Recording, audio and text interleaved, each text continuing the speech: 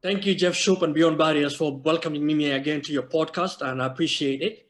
And we collaborated in creating a message, and the message was about white conspiracy and also white supremacy, the underpinnings and understandings of it.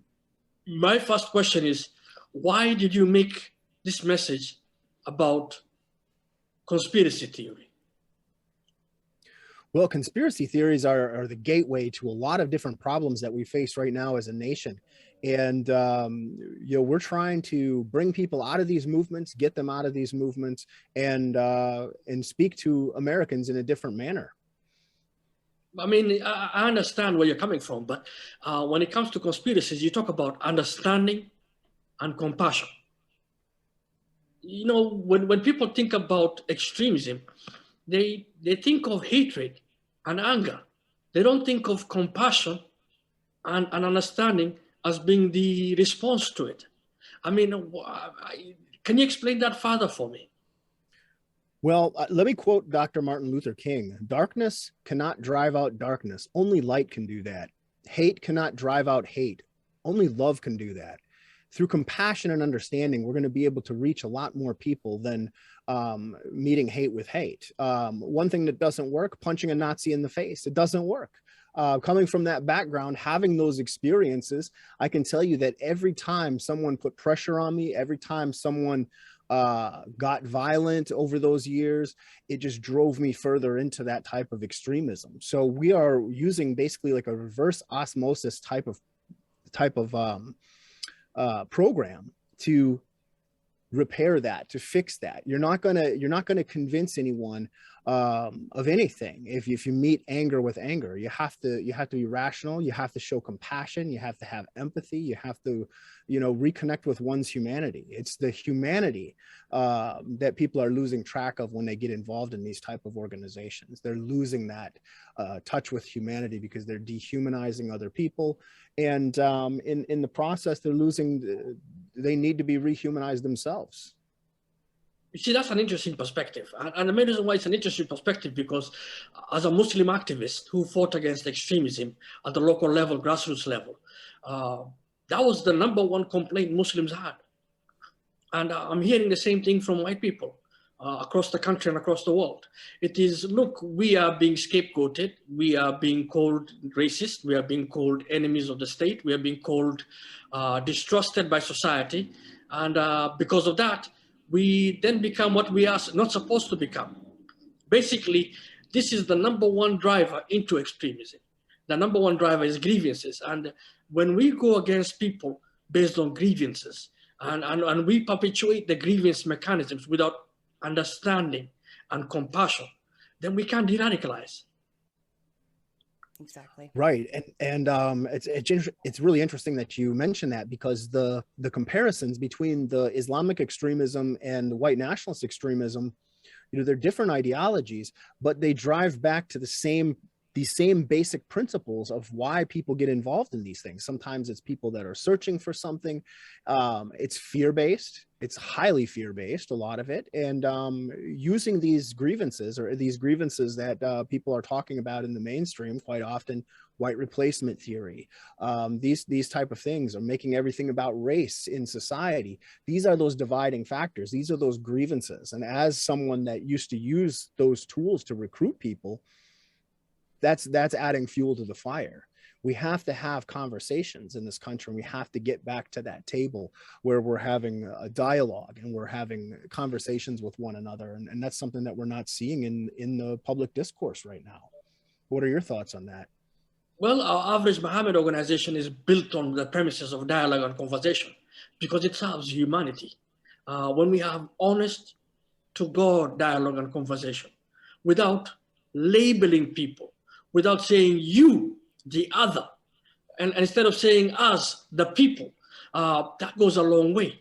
That goes a long, long way, especially for our youth and our kids. That's why we collaborated with Beyond Barriers, Average Mohamed organization, to create this message. And we will play this message in this segment. Average Mohamed, presenting former National Socialist Movement leader, Jeff Shoup and Acacia Diaz, former media guru for the same Nazi Party of America. Hey Jeff, do you know how to tell the difference between a conspiracy and the truth? First of all, I consider a conspiracy theory to be a gateway to more conspiracy theories. Conspiracy theories motivate some extremists to fight back against a threat, whether that threat is real or not. Can you break down the conspiracy of white genocide and that the Jews control the world? Sure, from white genocide to Jews controlling the world, to Holocaust denial, all the way to the source, fear. Fear of retribution and being held accountable for the sins of past generations who committed human rights violations and atrocities. Before breaking this down, let's be sure our audience knows that the conspiracy theories I'm talking about are not true. The theory of white genocide is based on the irrational fear that white people will cease to exist and will be replaced by other races. This plays into the age-old anti-Semitic conspiracy theories that the Jews are trying to eradicate the white race and by doing so can control the world. What about the conspiracy theorists who say the Holocaust didn't happen? The historical evidence, including pictures and personal testimonials, document that the Jewish people were tortured and died during the Holocaust. To those who question these events, I point them in the direction of not only the documented suffering by the Jewish victims, but by all the victims of the Holocaust. These prove that many lives were lost, and any life lost is an atrocity. Whether it's one life or 6 million lives. The most important thing to remember about conspiracy theorists is that their truth is not the truth. In other words, these conspiracy theories of white genocide and Jews controlling the world are fake news, tools to recruit you into extremism. Don't be a fool or a victim into believing falsehoods of conspiracy theories. This is how Jeff Shub and Acacia Diaz recruited folks into extremism. Today, they are warning you all as Beyond Barriers organization. Their mission is freedom from the barriers of the mind. Learn more at www.beyondbarriersusa.org. Peace up, extremists sticking out. Hey, Jeff, again, I got a question for you. I mean, I read up your stuff that you used to write 25 years ago, and you are violently against the Jews.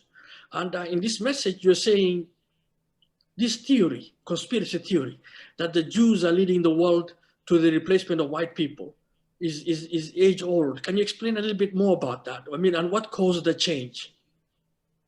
Well, in my past, when I was involved with America's Nazi Party or the National Socialist Movement, that was one of the biggest conspiracy theories that the organization pushed, was that Jews control the world. It was just one of many conspiracy theories, but that one is easily debunkable.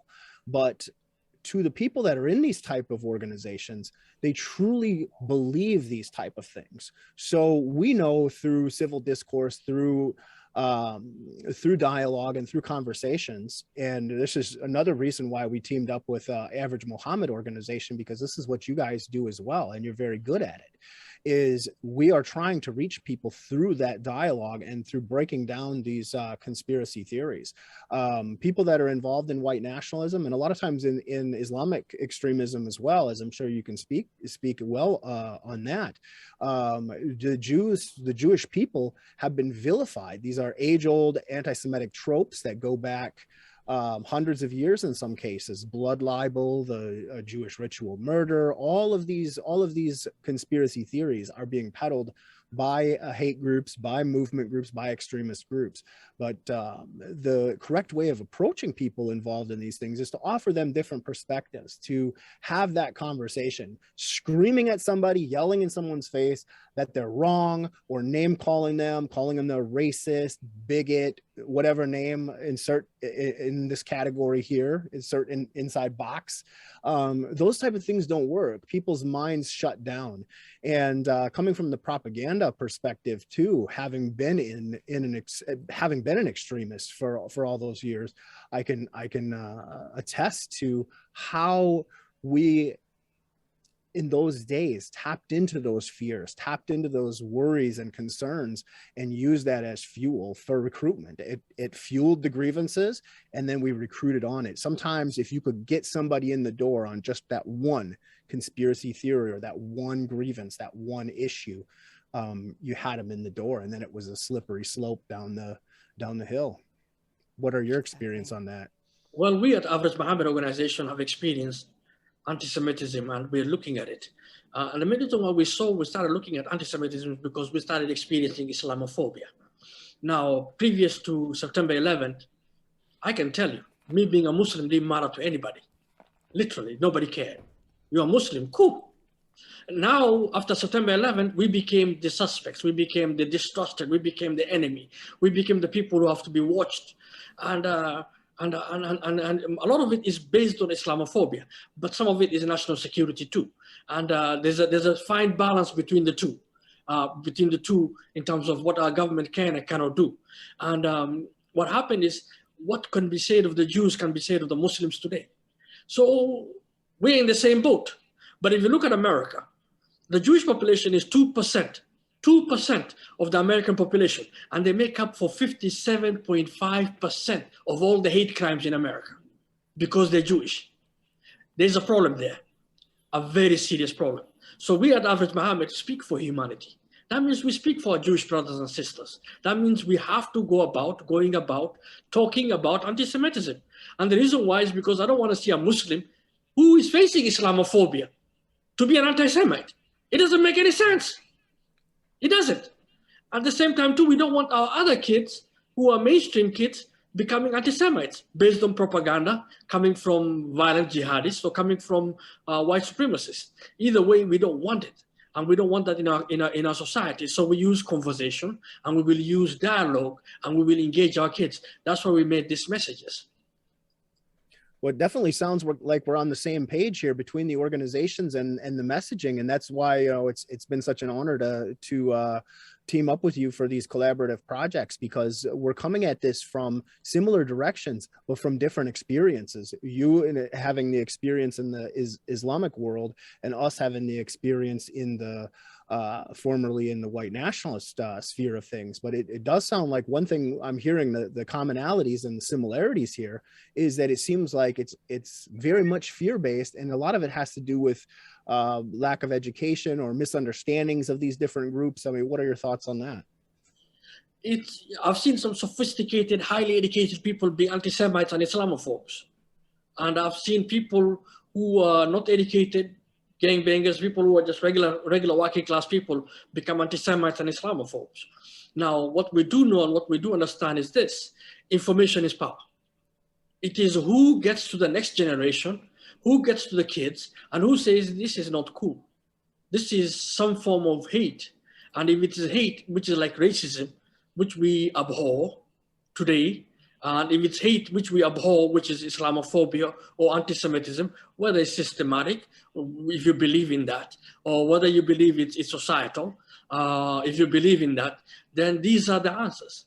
The answer is information. The answer is messaging. It starts with messaging.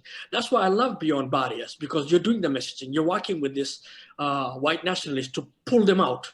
At the same time, too, we are working with the violent jihadis and people who are on the spectrum, going there in terms of pulling them out globally in terms of messaging. Yes. And messaging is the most important component. Now, our government does the same thing. But the difference is this community we are targeting does not trust government. Yes. But a Jeff Shub or Mohamed Ahmed, who has no agenda other than just being citizens, speaking honestly and frankly, that has an impact. And that is what we're looking for. Exactly. Okay, And I think it's really amazing that we are using cartoons, because a lot of people think about counter messaging as only podcasts or videos and stuff like that. Whereas cartoons, you can convey a message and you can hit a younger demographic. If we are going to enact change within our societies and long lasting, we have to start with our youth, and it has to start early and train them up in the way and show them. And it's another great way to counter message and to message that hits a larger demographic and that is long lasting. You know, with cartoons, here's the advantage. You can create anything and everything, you know, on a low budget. Yes, yes. Now, we paid for this project ourselves. Again, there's an issue of funding this process. And God bless our government. Their heart is in the right place, and these are heroes. They're trying to do their best. But they've invested everything into surveillance and war mechanisms. And this is needed. We're not saying that they're not needed. But think about this. It cost 80 cents to buy a bullet to stop a white supremacist or a violent jihadist about to attack our society. But with the same 80 cents, if given to a Jeff Shub or given to a KJDS or Beyond Barriers or an average Mohamed, such as Mohamed Ahmed, we can reach 26 people with a message of hope. 26 people at 3 cents a pop. Now, doesn't it make sense to our government to fund organizations? And instead of them telling us what to do, like they've been telling us for the last 20 years against violent jihadists, and today you know where we stand at. It doesn't matter. You don't have to be a genius to figure out that things are not going okay around the world in terms of this war on terror. They should be humble enough to listen to us activists on the ground and saying, look, we have the solutions, but you gotta meet us halfway. At least resource us, at least enable us, at least allow networks to form, at least allow opportunity to develop. And these are important things which we need from our government. And I'm knocking very hard publicly on them, and I'm campaigning on that, and I'm lobbying on that. And inshallah, if God wills it, we will go to our politicians with it, we will go to our government agencies with it, and they are reading our stuff, and they're looking at us, and they're saying, why are these people doing this? Well, we're giving them the reason why. And more importantly, go ask the kid who saw our message. What do you think? Mm-hmm. I'm glad you brought that up, because that is incredibly important with the work that we're doing too. And, you know, a lot of times, and I agree with you 100%, that the government has the best of intentions. They do want to tackle this stuff. They do want to confront it. But a lot of times they're not doing it the correct way. I think if nothing else, even if you don't want to admit it's not the correct way, give us a chance. Give us a chance to be able to do the work that we're doing and show what we can do, because you know, the lives we're changing all the time, you know, as well as we do. Like, I mean, we've got people reaching out all the time, just as you do, and we're off-ramping people that would have went into these organizations, or we're helping people that were in these organizations walk back out. So that dialogue, that civil discourse, those conversations, and having that experience, having been in that world before, that the people know, you know, they understand that, and they know that we've been there. So we have that commonality. So we have that experience that we both share. So a lot of times there's people that are reaching out to us that, you know, the government could set up an office tomorrow and say, hey, come here for help. And everybody go, oh no, that's the government. No, we're not going to do that. People in these movements already don't trust the government, but they will trust people like us that have been there, that have walked that path before, because it's that commonality. And that's what we have to find, I think, as humanity as a whole, and stop othering one another and seeing each other as brothers and sisters, because that's a much better way to look at life. Mm-hmm. Here is what I found out. When you talk to the foot soldiers of our government, the people on the ground, they actually love us, and they say thank you. But when we talk to the leadership, when it comes to sharing resources, they are very, very skeptical. And the reason why skepticism is because they fear losing control. And that is something that we would advise them is this, and I tell them all the time, trust in your citizens.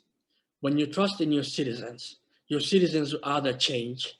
Your citizens will bring about what you're seeking and what you're trying to achieve, whether we are an average Mohammed or an organization along the similar lines.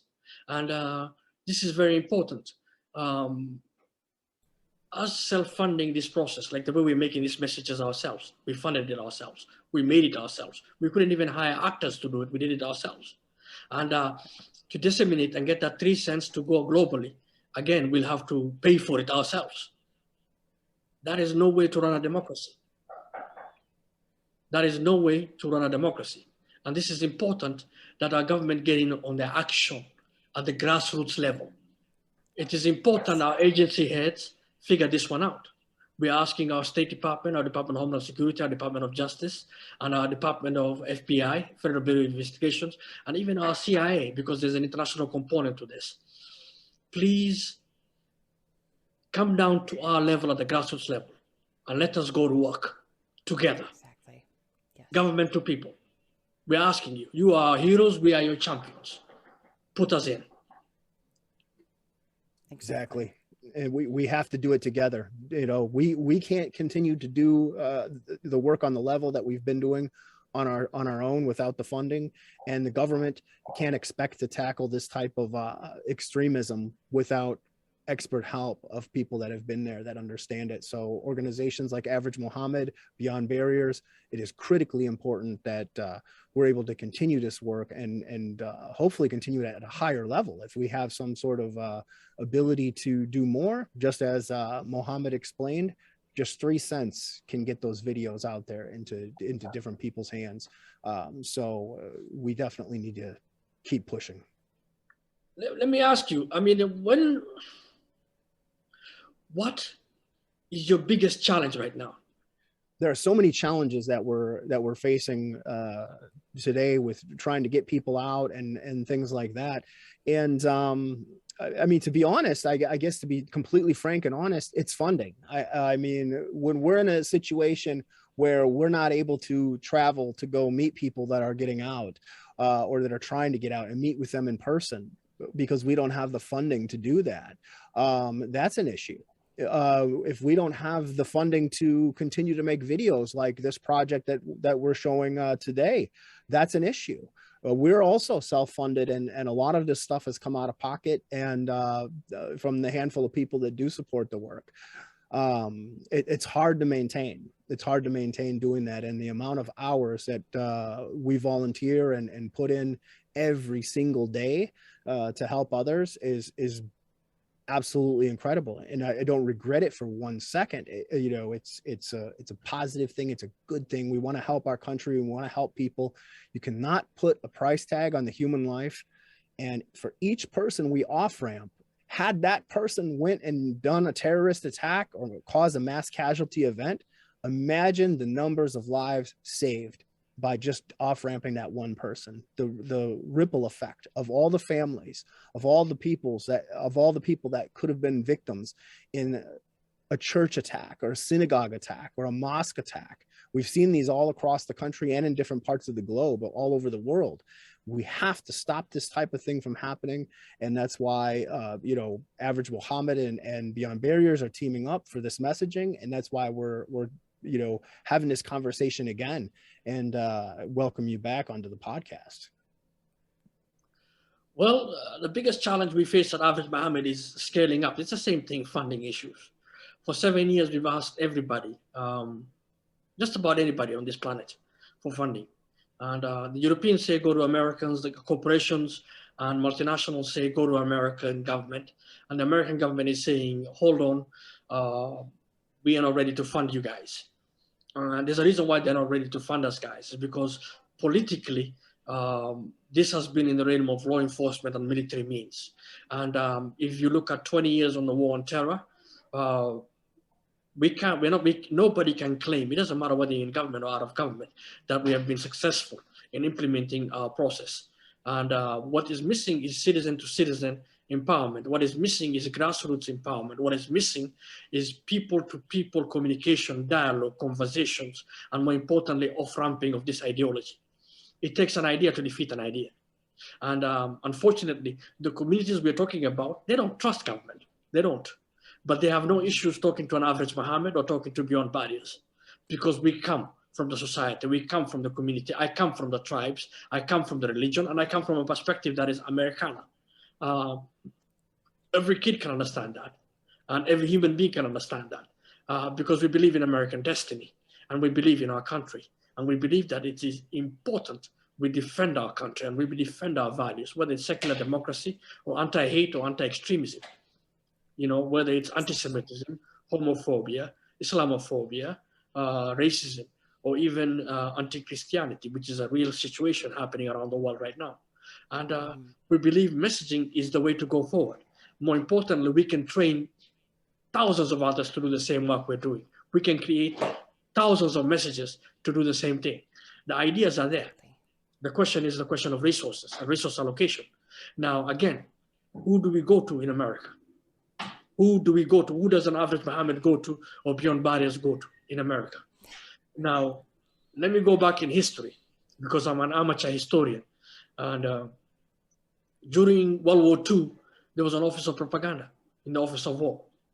During World War I, there was the same thing. Since the war on terror started, we don't have anything similar to that.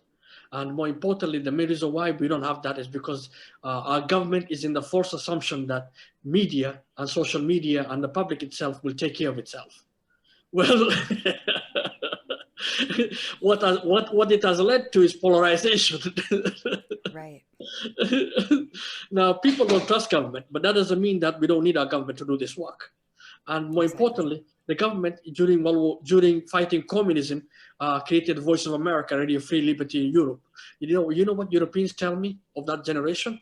They say, no matter how much propaganda the communists were telling them, when they had Radio Liberty Europe, it gave them hope. Mm-hmm. Where is the hope? Yeah. Where is the hope? I don't see the hope. I can see the law enforcement and I can see the war mechanism. But where is the third part, which is hope, which is America, which is brand America? America has been known to be the country of a fair shake. It is known all around the world as the most freest country in the world. You can go to any part of America and it's like living in 50 different countries in America, because that is how much freedom we believe in. It's not a one-size-fits-all society, you know? And it is important that we promote our hope. And that's what Beyond Barriers is doing. That's what Average Mohammed is doing. And this hope needs resources. Without resources, we can't keep on self-funding this. I'm a blue-collar worker in America. I can't keep on using my paycheck to pay for this. Neither can Beyond Barriers be using their own paycheck to pay for this. It's shameful. It's just shameful. We're the richest country in the world. And we can pay for a Tomahawk missile to kill one individual, which costs $1 million. And we can't pay $1 million to spread the message of hope. It is very shameful, because it is dereliction of duty by those in charge. And it is our duty as citizens to call them out on it. Well said. There's not much that can be said to follow that up, because it is so true. You know, America has to lead the way in this, I believe, and I wholeheartedly agree with everything that you just said. I mean, we are doing everything we can with very meager, limited resources. If we could increase that and do more, the messaging could be more powerful. It could be more widespread. We have to look at this from a peaceful perspective, that by having these dialogues, by having dialogue and by having these conversations and by talking to people and doing counter messaging and reaching out through those ways, through these positive means, wouldn't that be better than having to go to war? Wouldn't that be better than having to lock people up or hopefully catch somebody before they go and harm others because they've been so radicalized? The country is being torn to shreds right now in a lot of ways, where you have, even between the political parties, Democrats and the Republicans, the polarization is so divided right now that people aren't talking to each other. You know, we have situations where there's families, like brothers and sisters, mothers and fathers, that are like, well, if you voted for Trump, we're not going to talk to you, or you voted for Biden, we're not going to talk to you. That's how divided we are as a country. So society, our society as a whole, is partially to blame for this, and we can do better. We can do better as Americans, as patriots, as people that love our country. We can do better. We can lead the way. We can show how it's done. We just need that opportunity. We need to be able to, I think we're doing good work, but we could do so much more if we had the ability to do so. You raise a very important point in terms of polarization within our society. Now, unfortunately, it came out that I'm a Republican. And I say fortunately because I'm also a Republican activist. I campaign for Republicans, I work for Republicans, but that is my personal choice. And this is something true in America. And I would say this, what we are seeing happening to our political process is one in which foreign actors are taking advantage of. Mm-hmm. If you look at the people who are trolling people, the people who are promoting these far extreme ideas, they're coming from Russia, China, Iran. We know it, the whole world knows it. I mean, there's research paper after research paper telling you about it. And they're building us because they believe that to destroy America, they can destroy us. But internally, we can't destroy ourselves. Yeah. They know that. Yeah. Now, who is the people who are going out and saying, these values of yours that you're trying to promote within our country to divide us, we're going to counter it with our own messages. It is Average Mohamed organization and Beyond Barriers. Yep. Our government is doing the same, but then again, the group and the people we're trying to target don't trust government. They don't just, they just don't. I believe in my government, but even I don't trust government. And that's normal because in our democracy, our government is held accountable. And trusting in government is not a big feature of our democratic process. It is an accountable government that we trust. And I wish the Biden administration good luck. And the main reason why I wish the Biden administration good luck, because this is something that has been happening over decades, and it falls on your lap now. For the National Security Directorate, for the agency heads, for the organizations, for the Department of Education, all the way down to the municipal councils. This is a problem that has been happening for decades. But then again, prevention is better than the cure. Yes. Think about the coronavirus. They say put on masks, get a vaccination, go out there and keep 6 feet distance. All this is preventive mechanisms. We are the Beyond Barriers and Average Mohamed, the prevention mechanism. Exactly. We are it. You're looking at it. And we are proudly Americans. Proudly. I mean, proudly Americans. We value our country to stand up for it, even though now we are asking for those in charge of our country to stand up with us. And this is important because that's what's the missing component to winning this war of ideas. It is a recommitment by our government to go all out and say, look, Average Mohamed, I'll put you to work. Beyond Barriers, I'll put you to work. Other organizations across the country will put you to work. I mean, for God's sakes, we're asking for only 3 cents to reach a soul. 3 pennies. 3 pennies. Think about that. Exactly. And we can't get that from our government. Now, what gives? Well, this is our message. This is our message to the government, you know, is that we need to be supported in these efforts the best we can. We're not saying that, you know, just to throw finances at us for no reason. We're out here doing the work. We can prove it. We are doing it. We are doing the work, and we can do so much more if we have the ability to do that. And I think, you know, the methods that have been utilized up to this point, a lot of them are not working.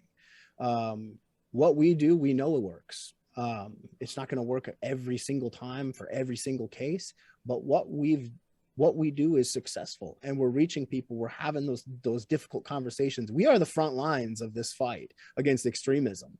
All the time, I'm hearing different things. I could tell you, I was on a program last week with another organization where I was speaking, and there was an audience question that had came up, and they said, well, the government has allocated millions or billions of dollars, I forget the figure, but they said they've allocated a lot of money to fight extremism in this country. Is it really, do you guys really need that? I think the individual assumed we were being funded. So I explained, I said, you're right. There has been quite a bit of funding that's been set aside for this type of work, but we've not seen not one penny of that. And I know average Mohamed hasn't either. And so all we're saying is look at some of us that are out here on the front lines that are doing this work. What we're doing is critical. It is absolutely critical to saving lives and changing lives. Can you briefly explain white supremacy underpinnings and understanding, the message we created? So a lot of people that are involved in the white supremacist movements, they are not there believing that necessarily that they hate everybody and that sort of thing. They believe that the white race is under threat. So that's why they're involved in this. So it goes back to fear. So when we had a message here where we're talking about white supremacy and why people get involved in this, and the fears and the concerns, the worries, the grievances, all of these deep-seated feelings, which really drives back to the fear. So at Beyond Barriers, we look at the fears that the individual has, and we show them that it's irrational. We don't tell them that it's irrational. We don't tell them that they're wrong, but we give them other perspectives and other ways of looking at things. And when you have these reciprocal conversations where you've listened to what they've said, all right, this is how a conversation starts. You've listened to what they've said, as reprehensible or as ugly as that conversation may be, and even we don't agree with it, we listen. Now they have to listen to us. Conversations are reciprocal. So now we have our opportunity to insert a different viewpoint, a different way of looking at things. And we have these conversations, and it doesn't always set in that moment, like the snap of your fingers. It doesn't always come right then and there, but it will make that individual think. It will give them plant that seed that can change lives. And that's what we're looking at doing. So check out our this wonderful video between Average Mohamed and Beyond Barriers, and we hope you enjoy it. What is white supremacy extremism, underpinnings and solutions?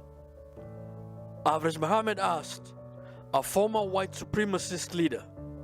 Listen up, peace up, extremist thinking out. Do you know what an extremist is? A terrorist? We all know that they do terrible things, that they say they hate people, and they even want to kill them just for being different. But there's something you might not know about hatred. Did you know that hatred is sometimes fear in disguise? I'm Jeff Scoop. For 25 years, I was the leader of a hate group called the National Socialist Movement. You might know this group as America's Nazi Party. In my 25 years, I saw a lot of fear, a lot of hatred, and I can tell you what extremists are really afraid of. What is behind all the hatred? One thing many extremists fear is genocide. Some believe their entire race is being threatened, and they feel what they are doing is in self-defense. We may not understand that fear, but to them, it is very real. If we want to help them, we need to understand them, their fear, even if we disagree. Let me tell you what that fear feels like. It's a crushing, all-consuming emotion. You feel stuck. You feel under attack. You feel like the whole world is coming down on you. So you look for something to grasp onto, to fight back in that sense. And you find an extremist group. So to break down those narratives and to push away those false misconceptions, those deep-seated fears, we have to first understand those fears. Once we understand them, we can help them to escape that fear and leave that hatred behind. I was very lucky. I had someone that helped me to leave fear and hatred behind. A Muslim filmmaker by the name of Dia Khan. She was able to show me compassion and her humanity, which helped me to be able to reconnect with my own humanity. And that is the message that we want to get across to you today. You can change people's minds, but you have to approach it from a place of tolerance, compassion, and understanding, not anger and hatred. Today, I lead an organization that is committed to challenging fear and hatred. It's called Beyond Barriers. We feel that fear and hatred are barriers that imprison people's minds and hearts. I lost 25 years of my life to an irrational fear that my people were under a terrible threat. And when I discovered that I was wrong, I could have done so many things with that time I could never get back. Don't throw your time, your life away on fear and hatred. That's a game no one wins in the end.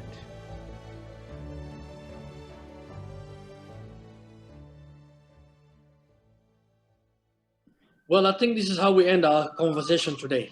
And more importantly, what we want to say is I am glad Beyond Barriers exists. And I'm glad that Average Mohamed exists. And our goal is simply put to counter the narratives, create that narrative to go out there and win minds. We want to win minds. And this message will be going into schools with Average Mohamed organization, and we will promote it on social media. Again, on all social media. And hopefully we will get millions of people to watch it. And the goal is to go ahead and say, we are the prevention. Let's start this process of conversation and dialogue, and let's continue with it. So thank you for the opportunity to be on the podcast. And we could use all the help we could get.